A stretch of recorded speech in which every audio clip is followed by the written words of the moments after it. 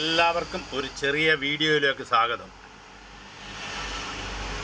Civil score എന്ന ഒരു മാരക രോഗം ഇവിടുത്തെ സാധാരണ ജനങ്ങളെ ബാധിച്ചിരിക്കുകയാണ്. പട്ടിണി കിടന്നോന്നറിയാനും കഞ്ഞി കുടിച്ചോന്നറിയാനും മിഷ്യനില്ല, കള്ളു കുടിച്ചോന്നറിയാൻ മിഷ്യനുണ്ട്.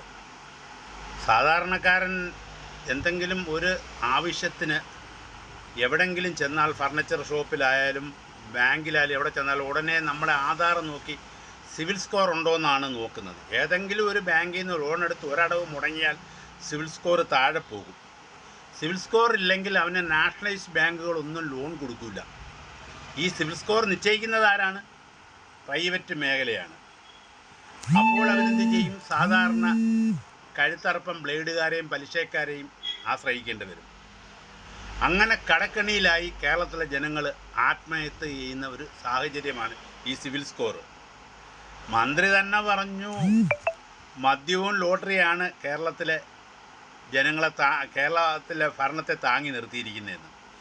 ഏറ്റവും കൂടുതൽ ദരിദ്രരും കേരളത്തിലാണ്. കാര്യം ഈ ലോട്ടറിയും മദ്യമൊക്കെ അടിച്ച് സാധാരണക്കാരെല്ലാം ദരിദ്രരായി, പട്ടിണിയായി, കടത്തിണ്ണയിലായി. ഇനി എന്ത് വേണം? അപ്പോൾ ഈ സിവിൽ സ്കോർ സാധാരണ ജനങ്ങളെ കൂടുതലും രൂക്ഷമായി ബാധിക്കുന്നത് സാധാരണ ജനങ്ങളെയാണ്, അല്ലാതെ ഒരുപാട് പണമുള്ളവനെയല്ല. സാധാരണ ജനങ്ങളെ എല്ലാ രീതിയിലും ബുദ്ധിമുട്ടേണ്ടതായിട്ട് വരും തുടർന്നുള്ള കാലങ്ങളിൽ. ഇപ്പം തന്നെ ഒരു ടെക്സ്റ്റൈൽ കരിക്കിനേത്തെന്ന് പറയുന്ന ഒരു സുപ്രഭാതത്തിൽ വന്നപ്പം, രാവിലെ വന്നപ്പോൾ കട ലോക്ക് കാണും. 10-100 ജോലിക്കാർ ഒരേപോലെ തൊഴിലെടുക്കുന്നൊരു സ്ഥാപനമാണ്. ഒറ്റ രാത്രി കൊണ്ട് എങ്ങനെ ഇത് നിർത്തിയെന്ന് ഓരോരുത്തർ ചോദിക്കുന്നു. ഒരു രാത്രിയൊന്നും വേണ്ട കേരളത്തിൽ ഒരു സ്ഥാപനം പൂട്ടിപ്പാൻ. വർഷങ്ങളായിട്ടിരുന്ന് ബുദ്ധിമുട്ട് അനുഭവിക്കുന്ന ഒരുപാട് പേരുണ്ട്. ഇത് ഒരു കരിക്കിനേത്തിൻ്റെ കഥയാണ്. ഓരോ ടൗണുകളിലും 100 ചെറിയ കടകളുണ്ട്. അതൊക്കെ ഒരു ദിവസം എന്ത് വരുമാനം കിട്ടുന്നു എന്ന് ആരെങ്കിലും ചിന്തിച്ചിട്ടുണ്ടോ? 100 രൂപ പോലും കിട്ടാത്ത എത്രയോ കടകളുണ്ടെന്നറിയും. പണമില്ലാതെ വരുമ്പോൾ സ്വകാര്യ പണമിടപാടുകാരനെയും ബ്ലേഡുകാരനെയും സ്വാധീനിച്ച് അവസാനം പിരിവ് കൊടുത്തവൻ പൊട്ടിപ്പാളീഷായി കടത്തിണ്ണയിലാവുന്ന കാഴ്ചയാണ് കണ്ടുകൊണ്ടിരിക്കുന്നത്.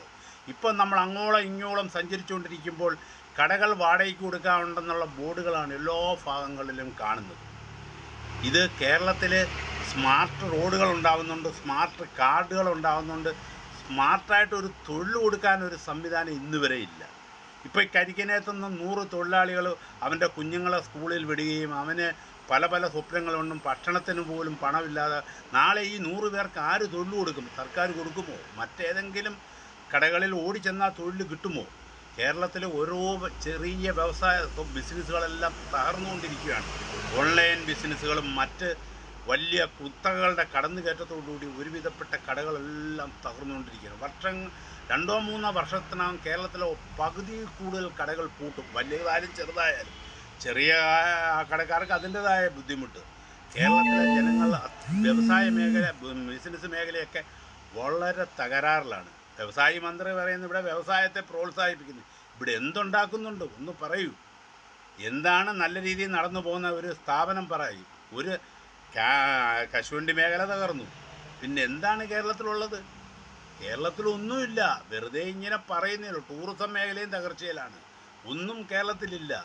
അതിട്ട് ഓരോരോ കാരണത്താൽ സാധാരണ ജനങ്ങൾ, ഇപ്പോൾ കടത്തിണ്ണേ കിടക്കുന്നവന് സിവിൽ സ്കോറിൻ്റെ കാര്യമില്ലല്ലോ. ഈ സാധാരണ പിന്നെ വലിയ താമസമില്ലാതെ സാധാരണ ജനങ്ങൾ കടത്തിണ്ണയിലാവും എന്നുള്ളതിൻ്റെ തെളിവാണിത്.